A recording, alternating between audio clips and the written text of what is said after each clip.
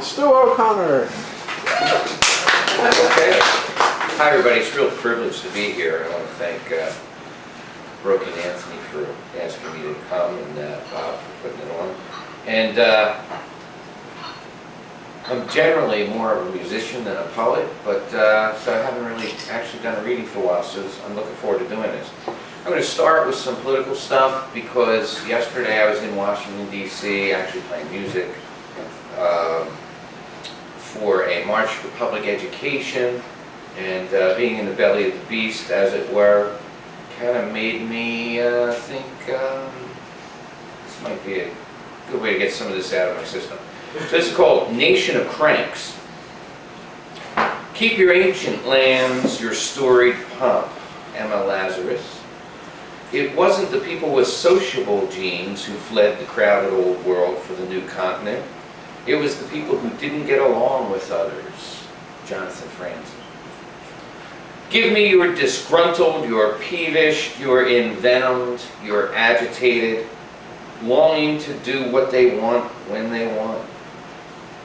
Send me your nettled and pissed, those tired of retribution and persecution, looking to damn forth others into their own beliefs. Give me your irritated, your vexed, those born too late to ride the old world gravy train, hoping to rape the new. Share with me your disaffected and depressed, looking for a new and unvarnished barroom to start a brouhaha. I lift my lamp beside the golden door to welcome the angry, the irked, the exasperated, and the annoyed, to welcome these tempest-tossed cranks to a world ripe for the argument.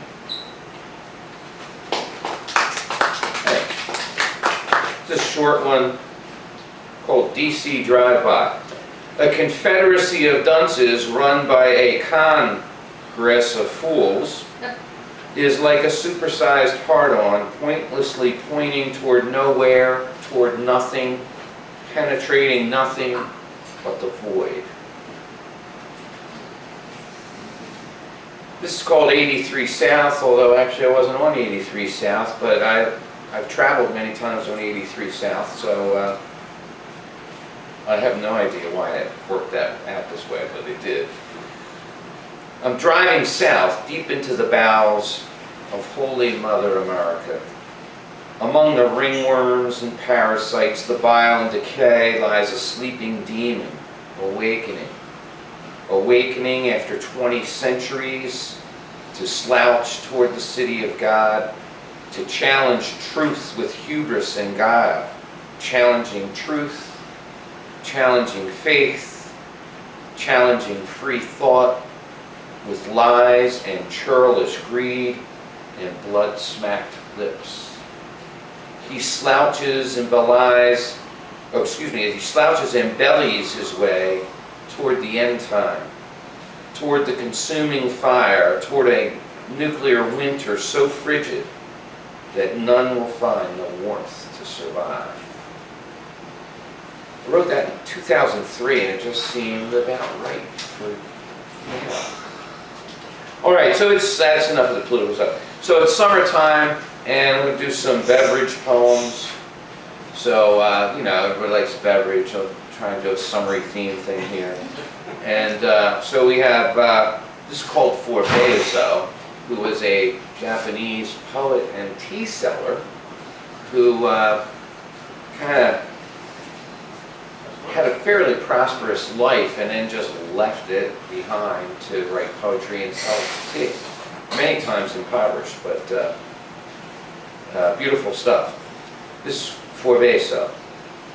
Minds meet across centuries, across oceans, over a cup of tea and a book of verse. The tea, immortal buds, transports us to the Wuling spring. The verse of the old tea seller, just as delicious, just as timeless. This is called Illumination. another short one. Your cup of coffee is linked to my cup of coffee by the illuminating universal light. Thus illuminated, together we read. Nothing like coffee and reading it, huh? This is a true story. This is called Barney Party. It's about, it's kind of like a summer beverage poem, so Barney Party. Ed was one of those blustery, good-natured guys, larger than life, with a glazed and awestruck look in his eyes that bespoke his wonderment at life and the beauty of the world. Barney was a 6 1/2 foot purple dinosaur whom Ed had hired for his youngest son's birthday party in the middle of a blistering summer's day. Barney did his routine, shucking and jiving, and the kids loved it. Ed loved it. Hell, even Ed's wife loved it, given the propensity of women to rarely comment on the viability of any dinosaur, let alone a big purple one.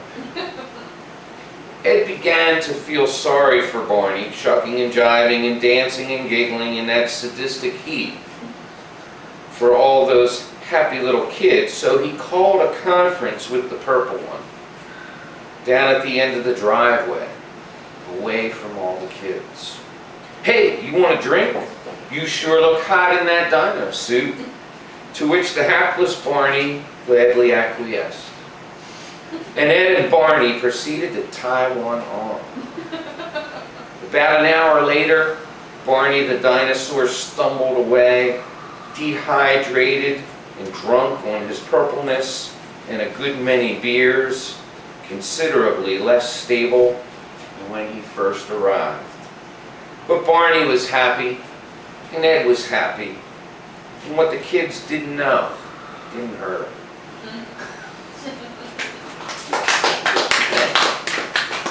Here's a few for another thing to do in the summer, if for nothing else than to just rent some air conditioning, is go to the movies, right? And I enjoy movies, and I have a few movie poems. So let's see what happens with these. Not sure which ones I want to do, but all right. Humphrey's Blues. Humphrey Bogart was a bad motherfucker. With a cigarette dangling hangdog face, he could talk shit with the baddest dudes, gangster or gangsta. If he were around today, he might scratch his head and wonder, why can't I have a smoke with my dinner, see? What do you mean bourbon's not good for your health? How come all these dames are going crazy these days? And after he asked his questions with that patented tough guy patter, he'd just grab Kate Hepburn by the arm and say, let's get out of here, baby. There's nothing worth stealing around here. And Bogey and Hepburn would turn and walk straight back into the mists of time where things made sense and a guy could catch an even break.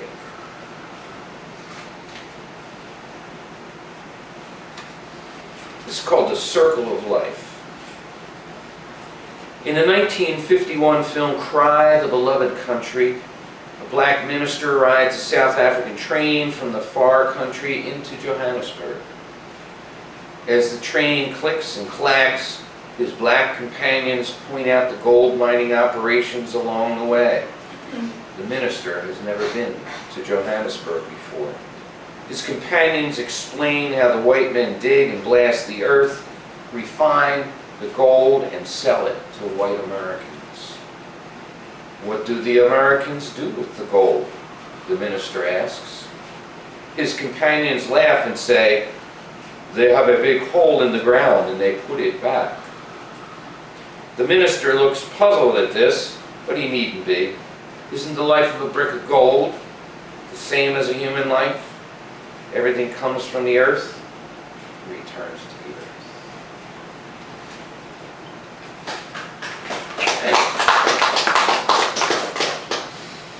This is a true one. This is Stuart Brackenbridge beheads a chicken. It's a true story from when I was growing up. My grandmother was a hard-drinking shanty Irish crone, and like birds of a feather, she flocked with the same. Stuart Breckenbridge was an alcoholic farmer who barely kept the chicken coop together, let alone the barn. One day, when I was about 6 years old and spending the summer with Grandma, deliriously staying up late nights with Johnny Carson, my grandmother told me we had to go shopping. So off we drove, and the next thing I knew, we pulled into Stuart Breckenbridge's ramshackle excuse for a farm. I had known Stuart as a slightly disheveled Alfred E. Newman type, who stopped by to shoot the shit sometimes with my grandmother and my grandfather, who was also a member of the flock. He had a big toothy grin, floppy ears, and he smoked like there wasn't enough time to fit them all in. He seemed very excited, and he asked me if I liked chickens. Of course I did. He then led us outside to the barnyard, grabbing the axe, chunked into an ancient stump, stained with the blood of hundreds of sacrificial chickens. He ran after the birds, picked one up by the legs, held its body steady on the stump, and swung. I was in complete shock, but certainly less so than the chicken, who ran around, well, like a chicken with its head cut off, blood spurting out of its neck like a bad Monty Python sketch of a Sam Peckinpah film. Stuart was very proud of himself, grinning ear to ear, and when the chicken finally stopped running, he picked it up and handed it to my grandma. That night, the chicken was so fresh, I didn't squawk at all from a guilty conscience as we dined in style, following our shopping trip.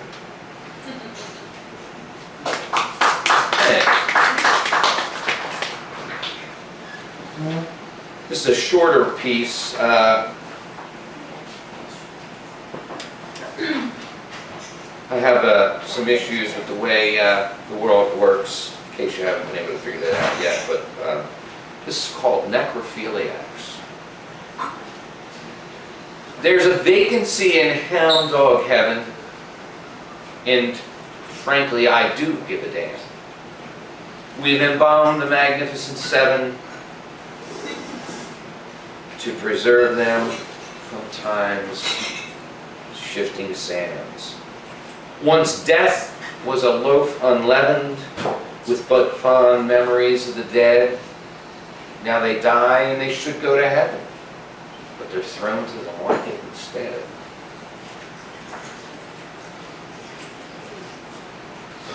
This is one of the best girlfriends I ever had, was a science fiction fan, as I am.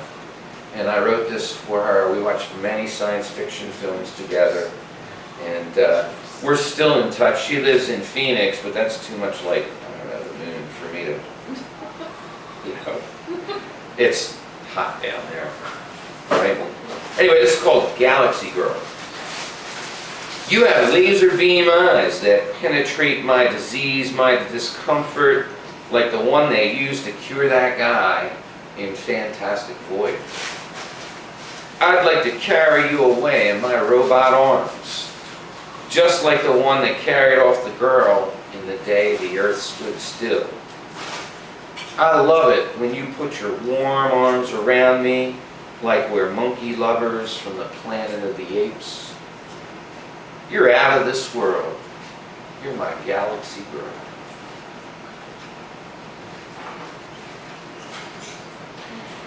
This is, I like joke poems. This is a joke poem. It's called Deathbed. How am I doing on time? Like 14 minutes in. Oh, okay. This is called Deathbed. He was terminally ill. It was cancer. Cancer of the lungs. And as his family gathered about him in his final moments, and he gasped his remaining breaths, They leaned in closely, listening, curious about his final thoughts, his final wish.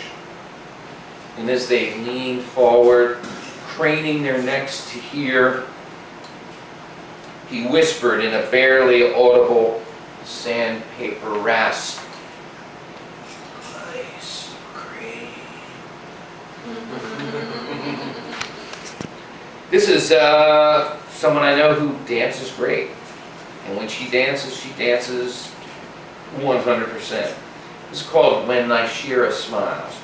Nishira's got it all, bountifully spilling out of her dress on the dance floor, not a care in this man's world. Some may call her fat, but man, she can shake that thing in a way that makes the skinny, neurotic girls all look pathetic. Some may call her stupid, but she hasn't wrung her hands in worry for anyone or anything. Some may say she isn't going anywhere in this life, but she's already there, wherever there is. And she's dancing and shaking that thing, full of joy, full of life, full of this moment, just this moment. And when she smiles, she says it all.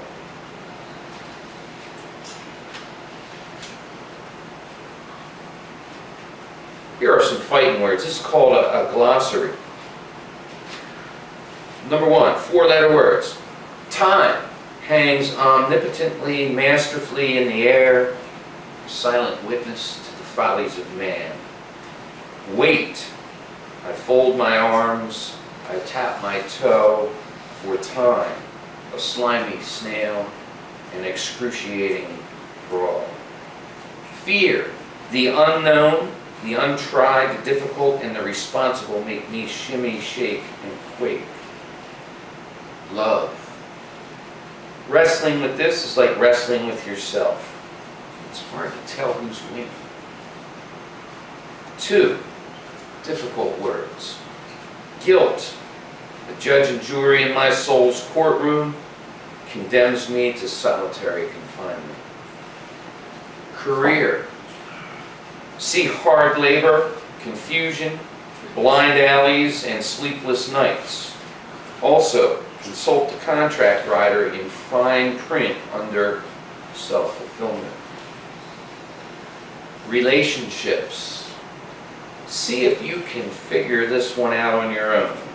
The author claims no responsibility for nonsensical definitions, obsessive-compulsive thinking, overwhelming confusion, or any flights of fancy designed to escape certain realities. Abstention. This is no goddamn fun, but sometimes necessary for the soul.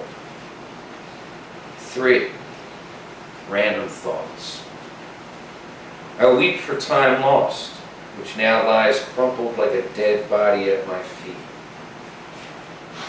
I've sacrificed many of my sacred cows on the altar of my sanity. Every time I try mortality on for size, I get an imperfect fit. When staring into the face of death, the eyes have it.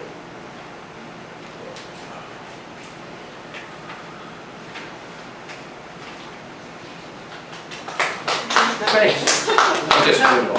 I also like to do like little epiphany stuff, and I'm gonna. Where are we at? It's time for a couple more. A couple more, okay. So I'll do just a couple more here. This is called geometrically speaking. Geometrically speaking. Don't speak to me in bricks or perfectly logical blocks or squares or boxes. Not even spherical or elliptical musings are allowed in your precisely straight and cubic world. Not even fantasies or fun or make-believe are allowed in your mathematically dogmatic world. Don't speak to me in bricks or perfectly logical blocks or squares or boxes. And I'm going to end with this one, a sonnet. Get a little traditional here. I'm an English teacher, and sometimes, if I ask the students to write something, I write it with, I write one with them, and sometimes they're actually all right. Most of the time, not, because it's like 10 a.m. in the classroom, I haven't had enough coffee yet, right?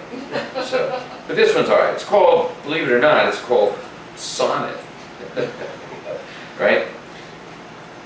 When I recall the fading light of dusk and the calm which then descends upon the earth, how all that one time glittered turns to dust, I ponder that which holds life's greatest worth. For like the sun, all life and matter fades, their time upon the terra firma fails. The living lay the dead into their graves, praying for their peace behind the veil.